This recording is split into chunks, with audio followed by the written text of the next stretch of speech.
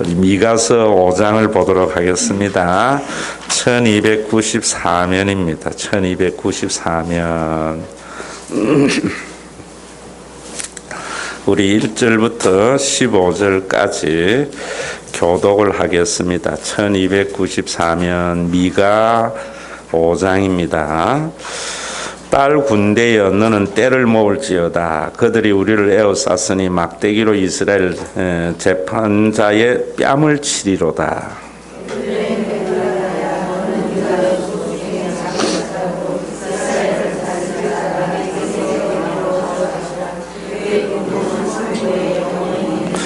그러므로 여인이 해산하기까지 그들을 붙여 두시겠고 그 후에는 그의 형제 가운데에서 남은 자가 이스라엘 자손에게로 돌아오리니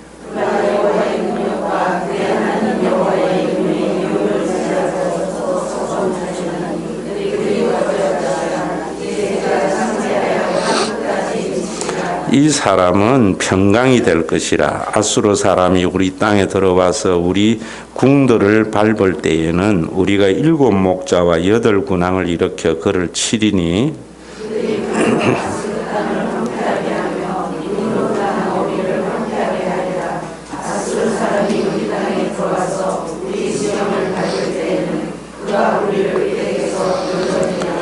야곱의 남은 자는 많은 백성 가운데 있으리니 그들은 여호와께로부터 내리는 이슬 같고 풀이에 내리는 단비 같아서 사람을 기다리지 아니하며 인생을 기다리지 아니할 것이며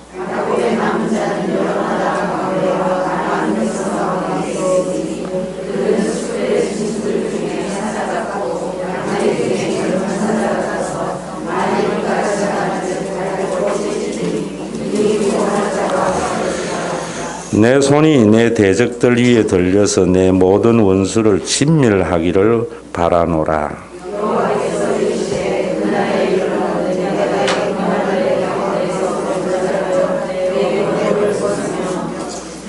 내 땅의 성읍들을 멸하며 내 모든 견고한 성을 무너뜨릴 것이며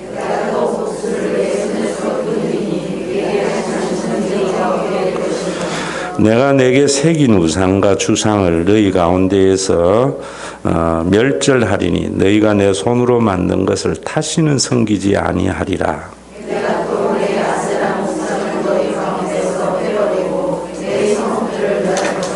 내가 또 진노와 분노로 순종하지 아니한 나라에 갚으리라 하셨느니라. 아멘. 자, 여러분들이 성경을 읽을 때에는 미가를 읽을 때에는 미가의 마음으로 읽어야 되고 또 예수님 당시에 백성들의 마음으로 예언서를 먼저 읽고 오늘의 우리의 상황에 대한 이해가 있어야 됩니다. 그러지 아니하면 문자주의가 되다 보면은 전혀 엉뚱한 생각을 하게 됩니다. 자, 미가가 지금 어떤 세상에 살았는가 하면은 참 잘 살았어요. 여로보암 2세와 북쪽, 남쪽 우시야 시대는 우리나라로 치면은 80년대, 90년대의 세상하고 같았어요. 우리나라 80년대, 90년대는 얼마나 번창하고 부유한 세월을 산 세월입니까? 60년대, 70년대는 얼마나 우리가 열심히 일한 세상이었잖아요. 그래서 그때는 참 부유했습니다. 그리고 그 다음에 우시야가 죽고 난 뒤에 요담, 아하스, 히스기야로 가는 그런 시대에 미가야가 살았습니다. 그 시대에는 사람들이 부유한 시대를 지나면서 돈맛을 본 거예요. 그러니까 돈에 환장한 사람들이 살았어요. 돈에 환장하게 되면은 이 얻는 사람은 더 많이 벌려고 환장을 하지만 벌어지지도 아니하고 빼앗기고요. 돈 맛을 아는 부자들이나 권세 있는 사람들은 무한한 부를 축적하는 그런 삶의 양태를 가지게 되어져요. 지금 우리나라가 80년대, 90년대 소비의 즐거움을 우리가 봤잖아요. 해외여행도 그때 개방이 되어지고 또 우리가 경제적으로 굉장히 많이 노조를 통해서 많은 돈이 우리가 써봤고, 정말 저는 우리나라의 80년대, 90년대는 소비의 즐거움으로 살았던 시대다. 저도 그 한 시대를 살은 사람이지만은, 그래서 모든 사람이 돈에 미쳐버렸다. 그러다가 2000년, 2010년대를 오면서 우리는 꼭 요담, 아서, 히스기야의 시대와 같이 권력과 돈이 있는 사람들에게 돈이 집중이 되기를 시작했어요. 그 집중이 된 게 누구 돈입니까? 수많은 백성들의 돈이 한쪽으로 쏠리는 거예요. 이 자본주의의 아주 큰 폐단이거든요. 그건 어떤 시대에도 항상 폐단이었어요. 그때의 미가는 그 시대상을 보면서 그런 이야기를 한 거예요. 밤새도록 돈 벌 궁리만 하다가 지가 가지고 있는 힘을 가지고 그것을 실행하고, 그러면서 그때 돈 번 것은 백성의 가죽을 벗기는 것이고 살점을 뜯어먹는 것이고 뼈를 꺾어서 고아 먹는 것이다. 그래서 그때의 왕들은 뇌물을 위하여 재판을 하고, 제사장들은 돈을 위해서 교훈을 하고, 또 선지자들도 돈을 위해서 점을 치는 그런 시대였다. 백성들마저도 바르게 살라는 말은 귀에 들어오지 않고, 이렇게 하면 복 받는다, 저렇게 하면 벌 받는다는 말에만 귀에 들어와서, 그런 사람들은 인기가 있고, 그런 사람들에게는 정말 인기 있는 설교자가 되어서 몰리면서 바르게 살아라, 제대로 살아라 하고 하는 이런 말들은, 왜냐하면 바르게 살아라는 것은 여러분들에게 제가 말하듯이 더 많은 것을 소유해서 소비의 즐거움으로 살지 말고 더 높은 데 올라가서 군림하려고 하는 삶을 살지 않는 삶, 이게 바른 삶이거든요. 이런 건 듣기 싫거든요. 왜? 맛을 본 거예요. 그래서 말하지 말라라고 미가에게 그런 이야기를 한다. 그래서 이렇게 불공정한 세상을 하나님은 심판하신다. 미가는 그렇게 말해요. 불공정한 세상이라는 것은 아무리 수고를 해도 올라갈 수 없는 유리천장의 세상을 말해요. 예전에 우리는 60년대, 70년대 여러분 뭐 어느 대통령이 그래 만들었다 하지만 그런 게 아니에요. 그때 우리 국민들이 그렇게 만든 거예요. 국민들의 대다수의 생각이 뭐냐면은 열심히만 하면은 잘 살 수 있다는 희망 때문에 열심히 일을 했다고요. 그 결과 80년대, 90년대의 번영을 우리가 맛보게 된 겁니다. 그런데 그 맛을 보고 사회가 언제나 여러분 해결의 말이 아니더라도 역사는 이렇게 돌고 도는 것 같아요. 이럴 때 우리가 미가를 깊이 묵상해 보면은 그 하나님의 심판은 언제나 불공정한 세상을 심판함으로 말미암아 심판을 해야 공정한 세상이 되는 거예요. 그래서 그 심판을 예수님이 성령을 보내어서 하시는 말씀이 오직 너희가 성령이 임하시면 권능을 받고, 그 권능이라는 것은 계속 여러분들의 귀에 따갑게 들어야 돼요. 두나미스 다이나마이트. 우리가 기존 가지고 있는 가치와 그 가치가 만들어낸 제도와 모든 체제를 파괴하는 거예요. 성령이 임하시면서. 그래서 사도행전에는 놀라운 공동체가 생기는 거거든요. 그럼 기존의 가치의 체계가 뭡니까? 돈이 있어야 산다는 생각을 파괴해버린 거예요. 그래서 돈을 가지고 문화가 뭔가 하면 더 많은 돈을 가지고 소비의 즐거움의 문화. 우리나라가 2000년대에 만들어낸 모든 레저의 문화라든지 뭐 프로야구 전부 소비의 즐거움으로 가지고 있는 이런 문화를 파괴한다는 거예요. 예? 그런 또 힘을 가지고 있는 자들은 더 많은 것을 가지고 없는 자들은 있는 것까지도 빼앗기는 제도가 사회에 정착이 됩니다. 지금 예전에는 여러분 전부 기업이나 없는 사람이나 있는 사람이나 다 성장하는 그런 때에는 그런 제도가 안 됐는데, 이제는 법을 만들 때에도 기득권들이 빼앗기지 않는 그런 법이 국회에서 얼마나 많은 로비로 제정이 되는지 몰라요. 그래서 우리가 노력을 해도 못 올라가는 것은 사회 탓이 아니고요. 바로 이런 영적인 것 때문에 우리가 한만 노력해도 안 된다. 우리가 법 제정하는 거 지금 보잖아요. 뭐 김영란법이나 보면 처음에는 좋은 취지로 갔다가 온갖 누더기로 해가지고 빠져나갈 구멍 다 만들어 버린다.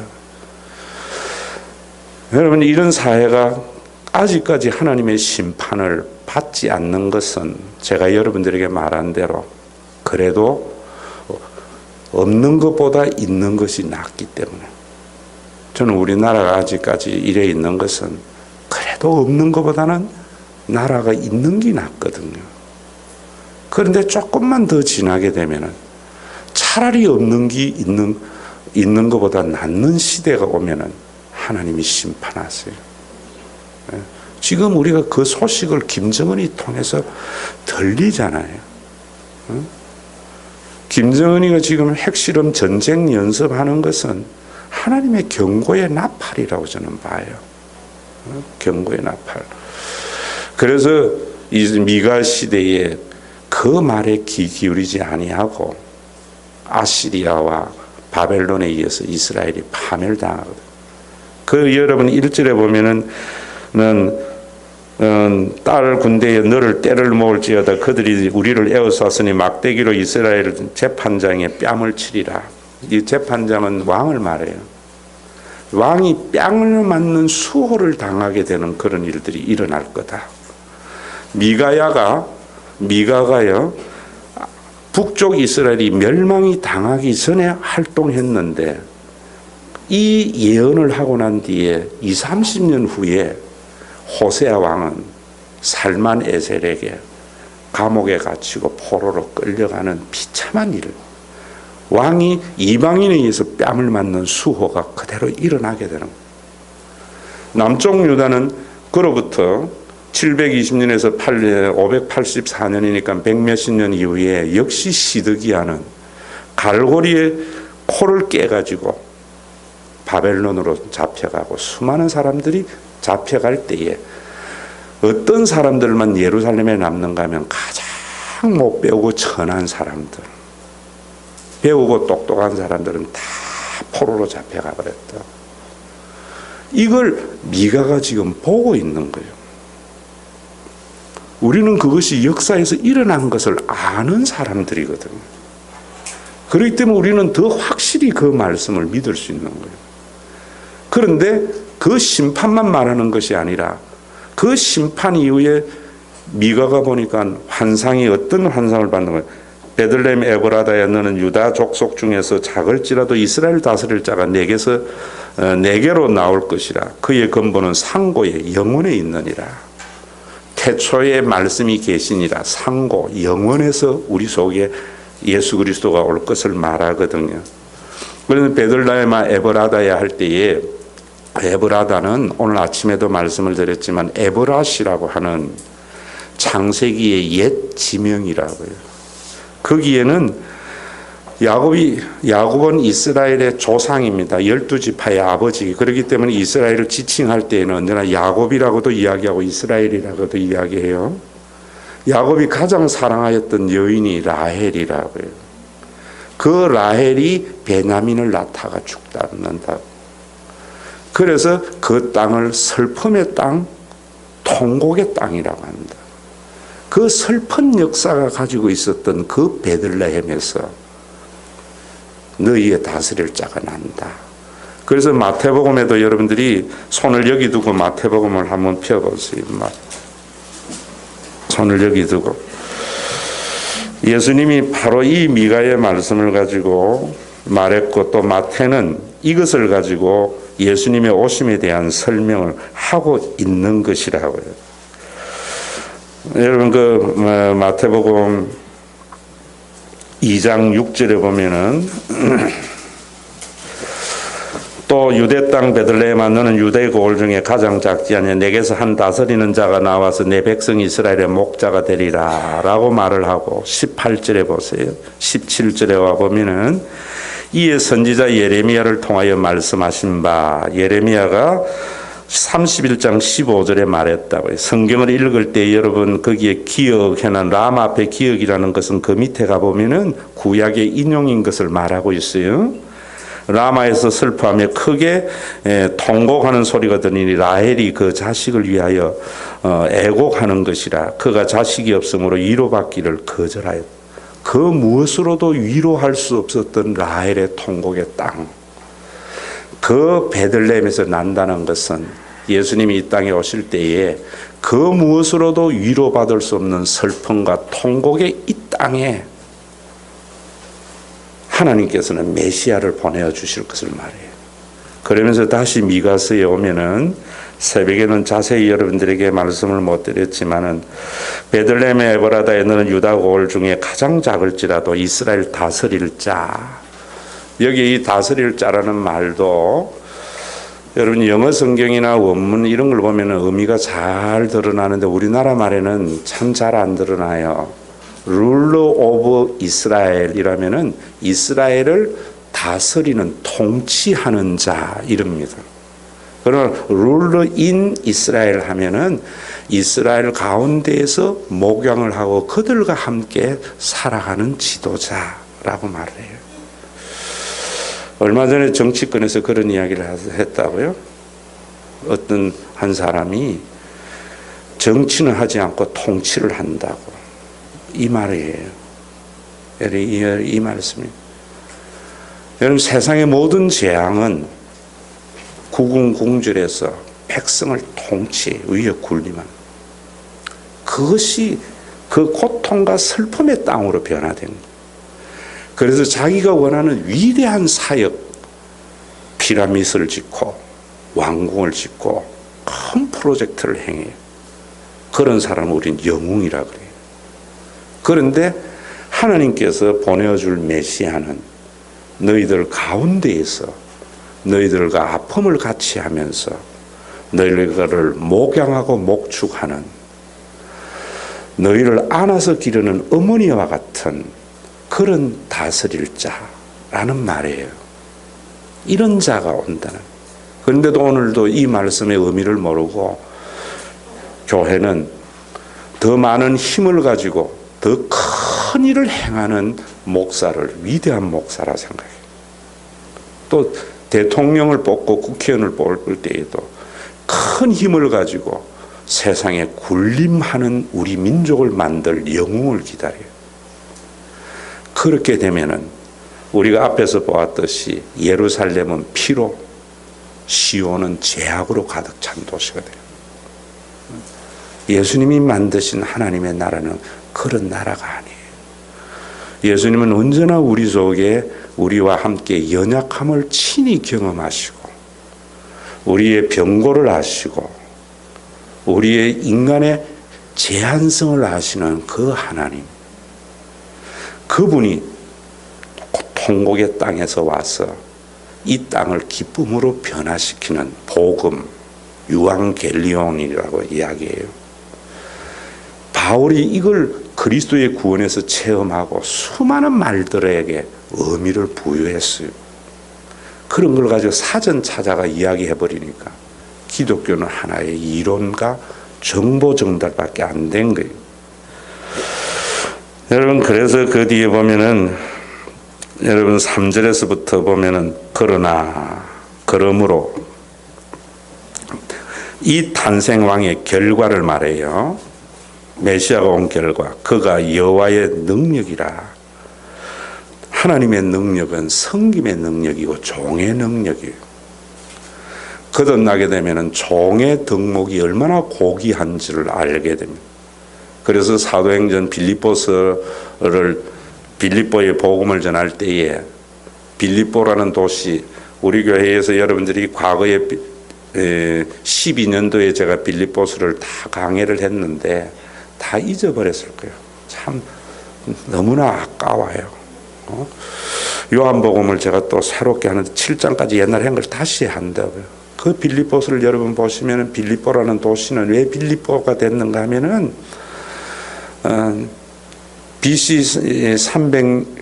300년에 알렉산더 대왕의 아버지가 필립이라고, 그 필립에 의해서 건설된 도시고 168년도 그리고 나중에는요 옥타비아누스가 안토니우스를 물리치고, 안토니우스는 누굽니까?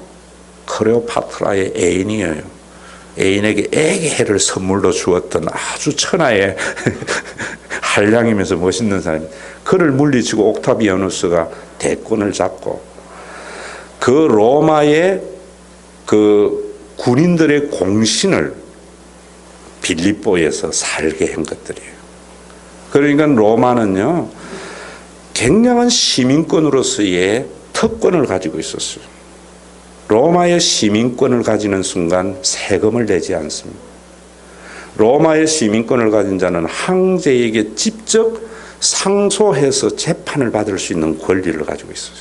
그래서 로마의 시민이 된다는 것은 엄청난 부유함을 가지는 거예요.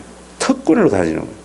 빌립보는 로마로부터 멀리 떨어져 있는 마게도나의 한 도성이었지만은 그런 특권이 주어져 있던 그런 때였다고.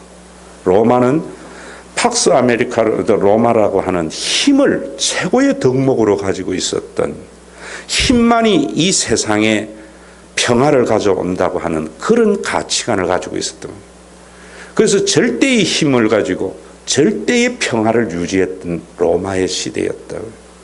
그때에 예수님이 말하는 섬김은 노예의 덕목을 말했다.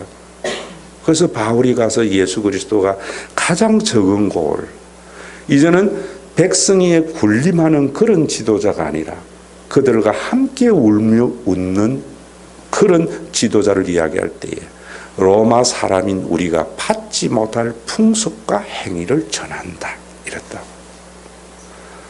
오늘도 여러분들이 예수를 믿을 때에 여러분들의 자녀가 잘되고 남에게 군림하고 소비의 즐거움으로 살아가는 그 메시아를 한번 생각만 해도, 그걸 이루어질 것만 해도 가슴이 벌렁벌렁한데, 함께 가서 주님의 십자가의 길을 걸어가라고 할 때에 우리 목사님 말씀은 별로 우리가 받아서는 안 되는, 시대를 모르는 말씀이에요. 이 시대가 어떤 시대인가, 그게 빌립보를 전할 때에 들었던 말이고 예수님이 이 땅에 오셨을 때 말이라고요. 그런데 그 말씀이 힘을 지배했던 거예요. 힘을. 313년에 로마에서 공인을 할 때에도 제가 여러 번 이야기했잖아요.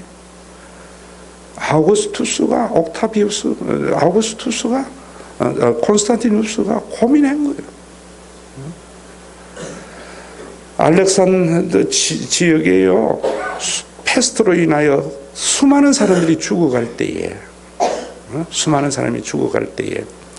가족도 병에 걸리면 길거리에 사람을 내버렸다. 오늘 마치 자기 자식을 그러는 것과 같이. 그런데 희한한 집단이 하나 있는 거예요. 희한한 집단이.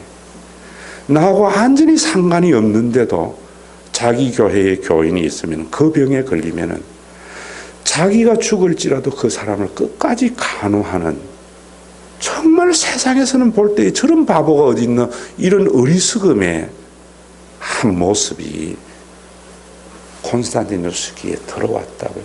거기 기록에 있는 거예요. 저들이 저렇게 할 수 있었던 것은 무엇인가? 그게 카리스였어요. 하나님의 은혜였어요. 지금 이게 우리가 상실되어진 거거든요. 상실되어진. 지금 여러분 여기에서 하나님의 능력이라는 것은 우리 사회가 만들어낸 수많은 가치를 파괴하는 능력인데, 이 성령의 능력인데, 이 성령의 능력조차도 힘과 권능으로만 생각하면서 성령 운동하는 한국 교회의 모습, 그의 하나님 여호와의 이름을 위엄을 의지하고 서서 목축하니, 서서 목축한다. 모든 왕들은요, 보좌에 앉아서 말 한마디로 통치해요.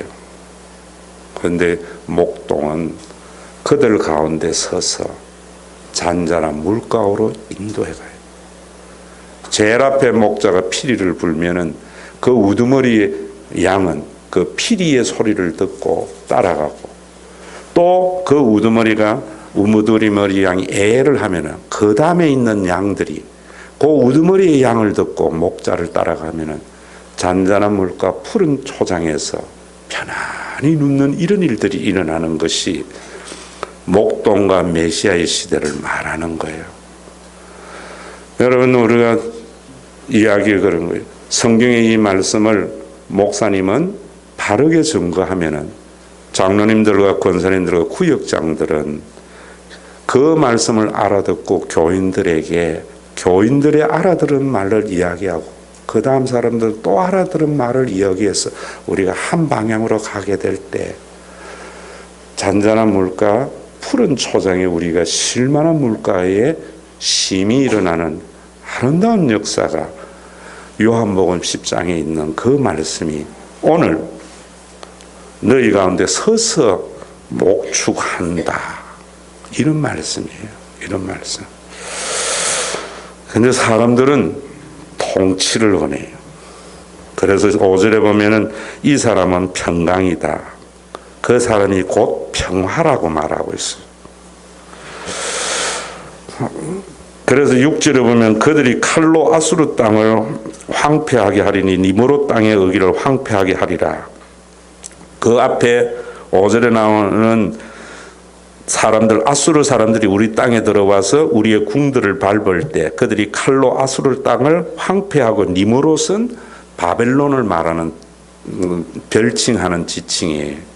이 아수르와 바벨론에 의해서 이스라엘 백성들이 파멸당할 것을 미가는 보았던 거예요. 자, 그 미가의 말씀대로 이스라엘 백성들은 하나님의 심판을 당하였어요. 그래서 이 사람들이 이 성경을 읽으면서 이런 메시아를 다시 다윗과 같은, 다윗은 군림하는 왕이 아니었어요. 다윗은 힘센 왕이 아니었어요.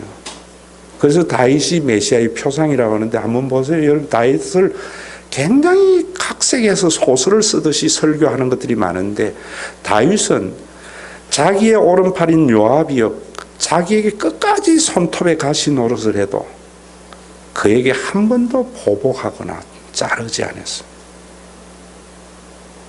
유승민 같이 내팽개치지 않았어. 그건 얼마나 한이 되었으면은, 왜? 자기가 가지고 있는 것은 내 것이 아니라 하나님으로부터 위임받은 권세임을 다윗은 알았거든. 죽으면서 솔로몬에게 요압이 편안히 죽지 못하도록 하라. 정말 여러분, 평생 동안 자기 오른팔로를 하는 사람을 거두면서 살면서 그게 다윗의 한계예요. 그래서 다윗과 같은 메시아를 기다리는 자에게 예수님이 그런 이야기 하는 거예요. 시편 봐라, 다윗도 메시아를 주라고 했는데 너희들이 어떻게 다윗과 같은 메시아를 바라느냐. 하나의 표상이었지 그가 곧 메시아는 아니었다. 근데 백성들은 그를 기다렸다. 그를 기다렸다. 그럼 오늘도 여러분, 우리가 이 사실을 믿어야 되는 이유는 어디 있는가 하면은, 성경에, 우리가 구약 성경의 이 선지서를 믿는 이유는 이 모든 말씀이 역사에서 다 이루어진 것을 우리는 알잖아요. 바벨론에 의해서 남쪽 유다가 멸망당했고 아수르에 의해서 지금 이 미가는 그것이 일어나기 전에 예언적으로 한 말이거든요. 다 이루어진 거예요. 그리고 난 뒤에 그런 목자가 나왔는가? 안 나왔다고요. 이 말이 거짓말인가? 아니라 말입니다. 이 말씀이 여러분들이 실질적으로 애굽에 바벨론에서 돌아온다는 예언은 또 나중에 고레스의 칙령에 의해서 이스라엘 백성들이 돌아오게 됩니다. 돌아오게 되었지만은 그런 목자는 없었다고요. 그러나 우리가 이 말씀이 있었던 것은, 역사에 성취된 것은 더 큰 성취에 대한 예고편이에요. 제가 여러분들에게 약속한 것이 이루어지지 않으면은 정말 여러분, 그 다음에 내 말을 믿을 필요 없어요. 예수님이 너희에게 다시 오시마라고 예언한 것이 역사에 이루어지지 아니했다면 우리는 재림의 예수를 기다릴 필요가 없어요. 예수님이 다시 오시마를 이룬 것이 부활의 사건입니다. 부활의 사건. 또 예수님이 다시 다른 영으로 올 거라고 예언한 것이 성령입니다. 그래서 성령님은 오셔서 예수 그리스도의 부활이 다시 오신 자신의 약속을 이루신 예수님의 그 예언이 성취된 것을 알게 하기 때문에 예수에 대한 보증의 영이라고 그래요. 그래서 그 보증의 영을 가지고 있는 우리들은 역사에서 분명히 약속을 지키신 하나님께서는, 예수님은 이제는 전 우주적으로 온 우주 만물을 다스리는 왕으로 재림할 파루시아를 우리는 믿는 거예요. 이 믿음이 역사적인 믿음이고 인격적인 믿음이에요. 선지서를 보면서 여러분들이 이 모든 선지서의 역사에 이루어짐으로 말미암아 그 역사보다도 더 큰, 더 온전한 성취가 예수 안에서 일어난 것을 믿어야 돼요. 그 믿음은 우리가 예수님을 믿으라 하는 게 아니에요. 그러한 믿음은 우리 속에 보증으로 역사하신다. 그 보증으로. 그래서 거기에 보면은 야곱의 남은 자는 많은 백성 가운데 있으니 그들은 여호와께로부터 내리는 이슬 같고 풀이에 내리는 단비 같아 사람을 기다리지 않으면 인생을 기다리지 않을 것이요 야곱의 남은 자는 여러 나라 가운데와 많은 백성 가운데 있으리니 그들은 수풀의 짐승 중에 사자 같고 양떼 중에 젊은 사자 같아서 만일 그가 지나간 적 밟고 찢어지리 능히 구원할 자가 없으리라. 많은 민족 가운데에서 불러서 우리도 메시아의 시대에 한 백성이 되는 것을 미가는 이해하지 못하고 그냥 써놓은 거예요. 그래서 예수님 이후에 성령님의 강림으로 인하여 헬라인이나 유대인이나 남자나 여자나 자주자나 종이나 다 그리스도 안에서 하나가 되는 것을 알지 못했던 제자들이나 예수님과 함께했던 그들은 이 내용을 알지 못하고 성령이 오고 난 뒤에 영원한 가족의 공동체를 만들고는 이 말씀의 의미가 뭔지를 비로소 알게 된 거예요. 그게 바울이라고. 우리는 그들보다도 더 명쾌히 알면서도 구약 성경을 이렇게 예언과 성취의 관점에서 보지 못하니까 엉뚱한 믿음만 가지는 거예요. 엉뚱한 믿음. 이 성경 보면 여러분 정말 머리가 쭈삣할 정도로 1.1에게 틀림없이 다 이루어지고 그 이루어짐에 온전함이 예수 안에서 이루어진 것을 분명히 보여주고 있거든요. 그래서 이 하나님의 약속의 말씀 언약서를 저는 성경이라는 말로 표현하는 것을 너무나 안 좋게 해요. 좋은 말씀 듣는 것, 세상의 문제를 해결하는 문제의 인문학과 같은 해결책이 있는 말씀이 아니에요. 하나님의 그 약속이 이루어짐을 말해요. 그래서 여호와라는 이름은 약속을 신실하게 지키는 분이다. 믿을 만한 분이다. 이런 말이 여호와라는 말. 예수를 믿는 것은 예수님 안에서 이루어진 그 약속을 믿음으로 받아들이는 사람입니다. 그래서 이런 사람들은 제가 여러분들에게 신앙생활 할 때에 신앙생활은 뭐라고 그랬어요? 하나님이 아버지 되신 것을 믿는 것이 예수를 믿는 거예요. 신앙생활은 하나님이 아버지 노릇해 주실 것을 기대하며 사는 삶이 신앙생활이에요. 다른 게 아니에요. 그래서 지난주일도 여러분들에게 걱정이라는 것이 왜 일어난다고 했어요? 하나님의 아버지 되신 것을 입으로만 고백하기 때문에. 신앙생활을 교회 와서 목사님에게 위로받는 말을 듣는 걸 신앙생활이라 하기 때문에 교회 와서 목사님의 설교를 통해서 하나님이 아버지 노릇해 주실 것에 대한 더 강한 기대를 갖게 해야 된다. 여러분들의 아버지와 부모는 여러분들이 원하는 것을 이루어졌습니까? 여러분들이 원하지 않는 것을 이루어 나갔습니다. 저는 제 아버지는 제 말대로 움직인 분이 아니에요. 그 아버지라면 아버지가 아니잖아요. 교회는 그런 것이 아니에요. 내가 생각하는 것보다 더 온전한 것을 이끌어 가실 것을 기대하는 것이 믿음이. 우리의 모든 염려와 걱정과 우리의 삶의 잘못은 우리 수준으로 하나님이 움직여 주기를 바라는 것이 우상이에요. 교만이라고 그래요. 그걸 성경 신학적으로. 하나님은 우리가 원하는 대로 이루어지지 않아요. 그런데 지나놓고 보면은 하나님이 내가 원하는 대로 이루어지지 아니함으로 말미암아 공의로운 세상을 만들어 가심이 얼마나 아름다운 것을 알았어. 내대로 안 해줬기 때문에 내가 사람답게 살게 되는 것을 발견하고는 합력하여 선을 이루시는 하나님이라 그래요.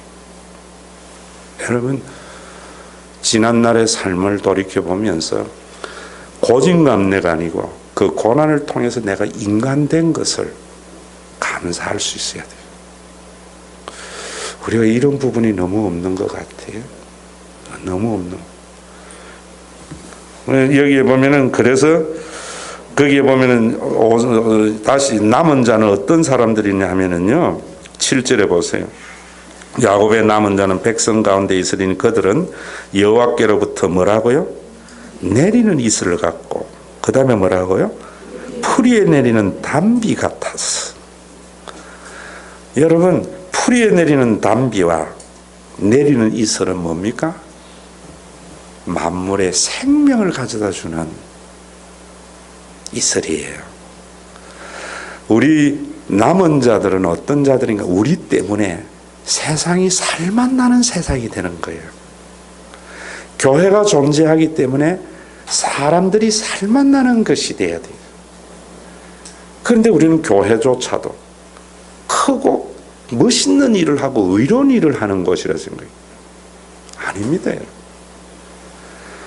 교회는 두세 사람이 모일지라도 그곳에 있는 교인들이 행복해하는 삶, 그래서 사람답게 사는 삶으로 변화되는 곳, 그런 곳이 돼야 돼요.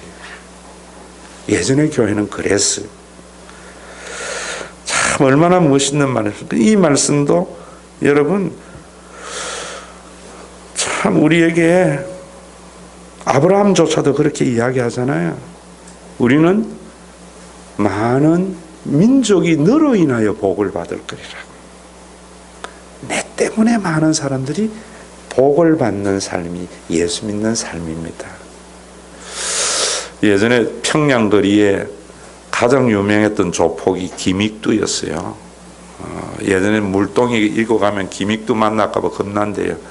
읽어가는 여자들 그 물동마다 돌멩이 던져 구멍 다내가 다 깨뜨리는 그런 김익두가 예수 믿고는요, 정말 유명한 우리 한국 교회의 전무후무한 부흥사가 됐어요. 그 김익두가 평양 거리를 걸어가는데 정말 김익두가 변화됐는가 싶어서 어떤 놈이 술 먹고 김익두를 맥살을 잡으면서 치고 이래도 김익두가 죄송합니다. 이러니까 얼마나 이상해요. 그러면서 김익두가 돌아서서 하는 말이, 예수는 내가 믿고 살기는 네가 살았구나.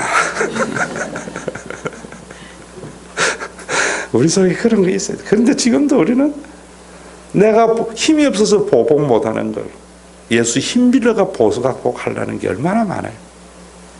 나는 예수 때문에 여러분 매를 맞으면서도 그 예수 때문에 상대방이 사는 삶, 참 희한한 삶이에요. 그런데 그 삶은 옛날에 김익두가 모든 사람을 때리면서 누렸던 행복하고는 비교할 수 없는 행복이 그 매맞은 자리에서 느껴지는 신비한 힘이 성령의 에너지거든요. 신비한 힘이. 그 힘을 세속의 힘으로 바꾸는 것 같아요. 그래서 8절에는 보면은 야곱의 남은 자는 여러 나라 가운데서 많은 백성 가운데 있으리니 그들은 수풀의 짐들의 짐승 중에 사자 같고 양떼 중에 젊은 사자 같아서 만일 그가 지나간 적 밟고 찌시리 능히 구원할 자가 없다. 이런 연약함이지만은 세상을 지배하는 놀라운 사자와 같은 그리스도인이라는. 최선진이 제 신학교 갈 때 하신 말씀대로 사자는요, 배가 고파도 풀을 먹으면 사자가 아닙니다. 사냥을 해서 먹어야 돼요. 기독교인이 정말 부도에 이어는 어려움이 있더라도 사람 의지하고 타협해버리면은 기독교의 위험에 없어져 버려요. 굶어 죽어도 하나님의 살아계심을 드러내는 이런 믿음이 우리 속에 있어야 돼요. 그러나 우리는 약한 존재. 주기철 목사 영화도 꼭 한번 보세요. 일사가고. 전 주기철 목사보다는 손양호 목사를 훨씬 더 존경하는데, 주기철 목사 일사가고 고종목의 기도, 유명한 기도 있어요. 나도 연약한 사람 중에 하나입니다. 내가 당하는 이 고난이 너무 오래 가지 않도록 해달라고. 응? 나의 노모와 내 아내와 내 어린 자식들을 주님 손에 의탁한다고. 참, 여러분, 우리는 육을 가지고 있는 이미와 하직 사이에 있는 인간이기 때문에 우리 속에는 똑같이 세상이 원하는 사람들이 있어요. 목사인 나 속에서도 일어나지만 말씀이 우리를 지배하면서 그것을 이겨나가는 삶이 신앙의 삶이에요. 이 싸움이 우리 속에 있어야 돼요. 그래서 10절에 보세요. 여호와께서 이르시되 그날에 이르러는 내가 군마를 그 가운데서 멸절하며 내 병차를 부수며, 그러면서 쭉 여러분 10절 누가 그런다고요? 여호와께서. 자, 12절에 보세요. 누가 한다고요? 내가. 13절에 누가 한다고요? 내가. 14절에 누가 한다고요? 내가. 15절에 누가 한다고요? 내가. 저를 보세요. 세상의 모든 계획은 누가 하신다고요? 하나님이 하셔요. 우리가 하는 게 아니에요. 기독교는 우리가 개혁하려고 하면 안 돼요. 지금도 우리 한국교회의 가장 큰 폐단은 의식 있는 목사들이 모여서 우리가 이 교회를 한번 변화시켜 보세요. 그래 되면 또 다른 기득권과 또 다른 문제가 발생해요. 누가 하신다고요? 하나님이 하심을 믿어요. 하나님이 하심을 믿는 사람들은 판단하고 정죄하지 않고 내 몫에 태인 십자가를 지고 가요. 저도 우리 교회에서 보면은 하나님이 하시는 그 일을 자기가 목사님 이래야 됩니다. 우리 교회 이래야 됩니다. 거기 교회를 바꾸는 게 아니에요. 내가 할 일 하는 사람에 의해서 교회는 바뀐다.